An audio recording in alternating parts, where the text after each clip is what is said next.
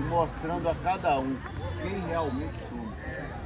Eu vou estar lendo a palavra de Deus aqui hoje, que está em Gênesis 1:27. 1:27.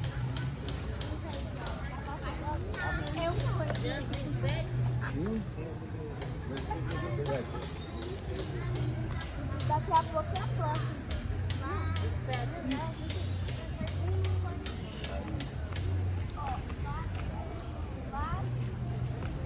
Amém. Amém? Todos encontraram? Amém. A palavra de Deus em Gênesis 1:27 fala: E criou Deus o homem, sua imagem de Deus o criou, homem e mulher. Eu quero trazer uma mensagem para aqui hoje sobre quem sou eu. Quem sou eu? A palavra de Deus nos mostra quem somos nós. Mas muitas vezes nos confrontamos e nos perguntamos: quem sou eu? Em meio a uma sociedade corrupta, sociedade enganosa, sociedade onde busca só interesses por bens materiais. E muitas vezes essa sociedade, eu não estou falando das outras pessoas, eu estou falando de nós mesmos. Nós mesmos muitas vezes temos essas vontades, essas necessidades de ser enganador, talvez, muitas vezes, materialista. Materialismo esse único faz com que possamos ter visão do nosso próximo somente pelas coisas financeiras que aquela pessoa tem. Muitas vezes nos voltamos para uma pessoa por interesse material ou algum interesse a pessoa vai ter para se voltar para outra. Raramente vamos encontrar pessoas que vão estar dispostas a ir de encontro com outra pessoa por amor, sem nenhuma vontade em satisfazer seu materialismo. Então a palavra de Deus, ela nos mostra por que o mundo, por que as pessoas andam e vivem dessa maneira. A palavra de Deus nos fala em Gênesis 1:27, quem sou eu? Eu sou a imagem e semelhança de Deus, porque foi Deus que me criou. Gênesis 1:27 nos fala: criou Deus o homem, a sua imagem e a sua semelhança criou.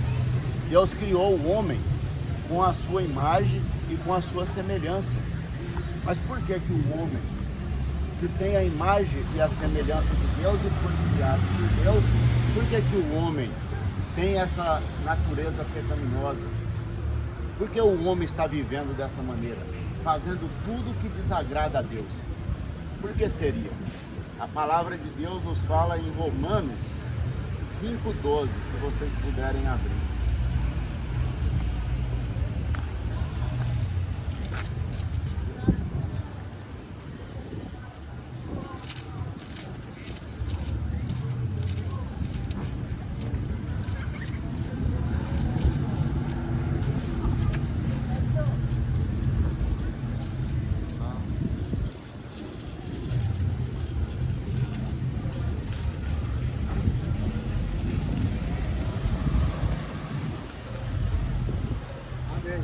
Todo mundo encontrou?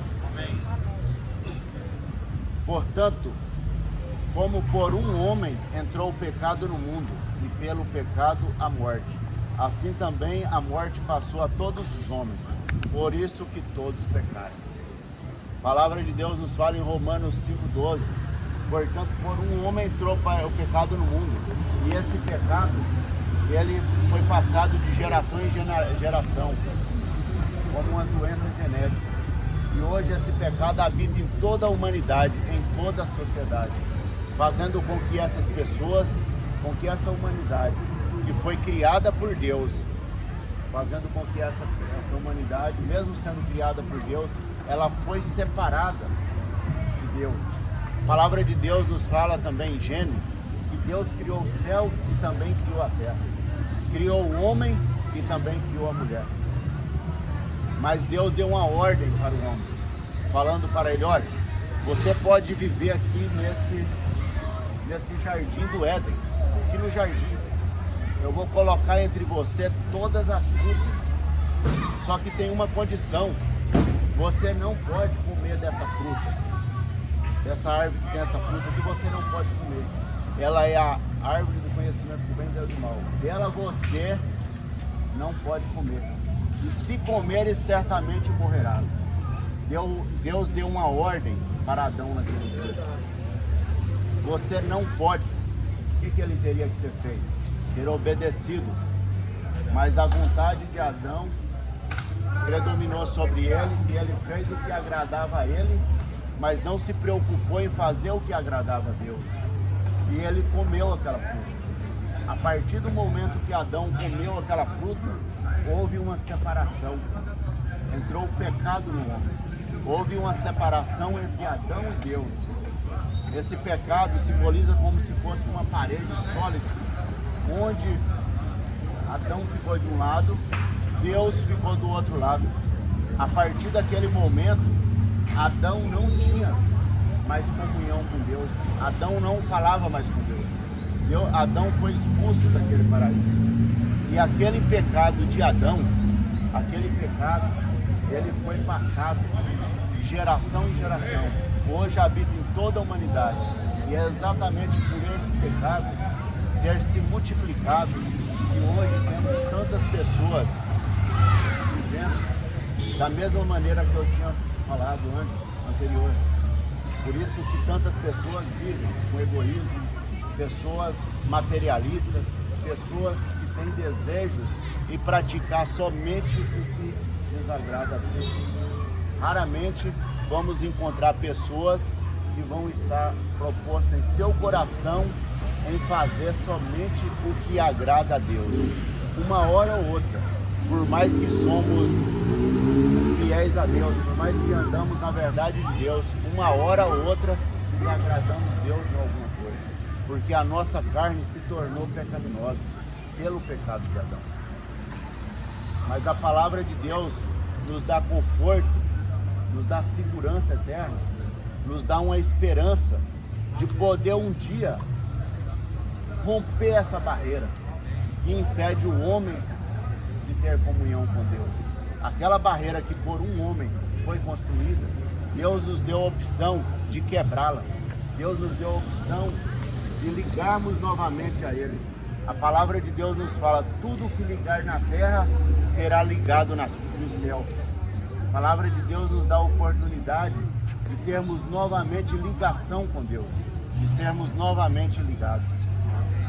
A palavra de Deus nos fala em João 3,16, porque Deus amou o mundo de uma tal maneira que deu seu Filho unigênito, para que todo aquele que nele crê não pereça, mas tenha a vida eterna.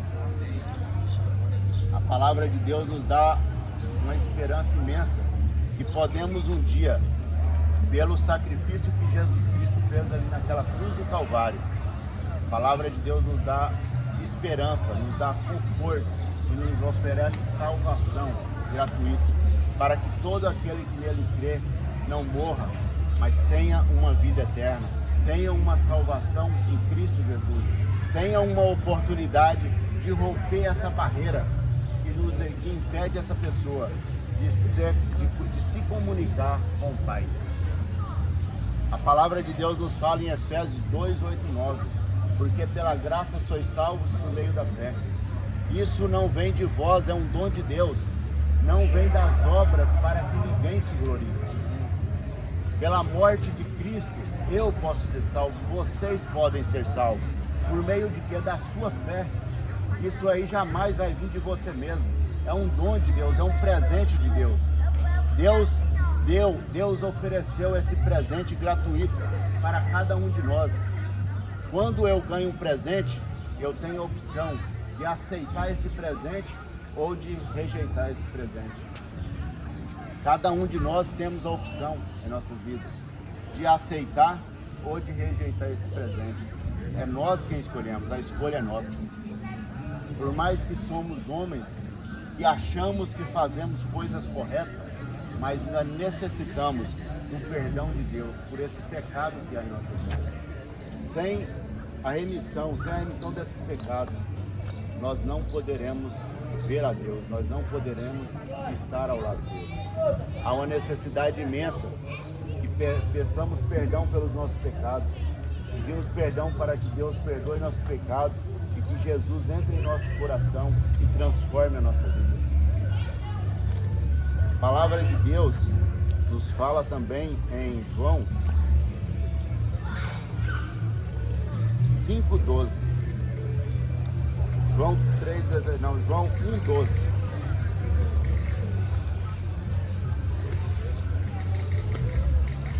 João 1,12.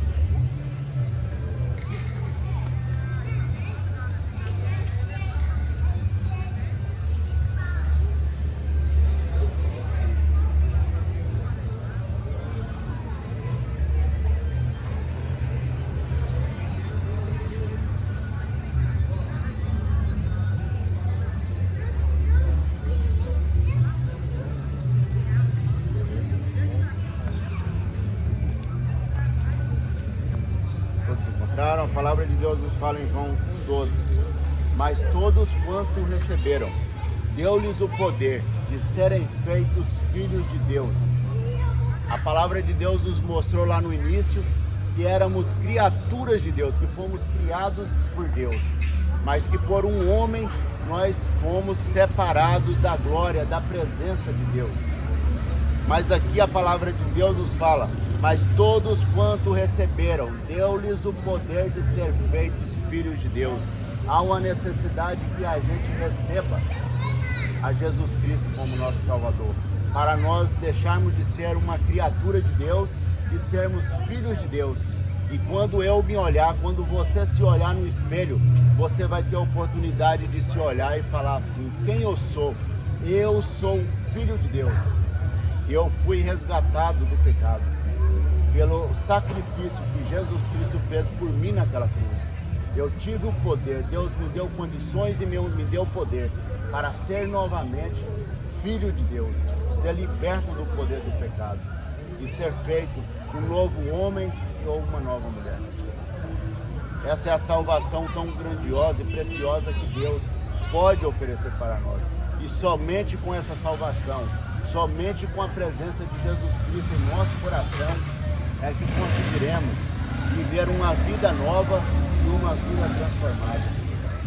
Não porque podemos, mas porque Jesus Cristo que estará habitando em nosso coração, Ele tem poder para fazer todas as coisas novas em nossa vida. A palavra de Deus nos mostra o que devemos, o que podemos fazer para reconhecer, para aceitar a Jesus Cristo como nosso único e suficiente Salvador, para nos dar condições para ser filho de Deus.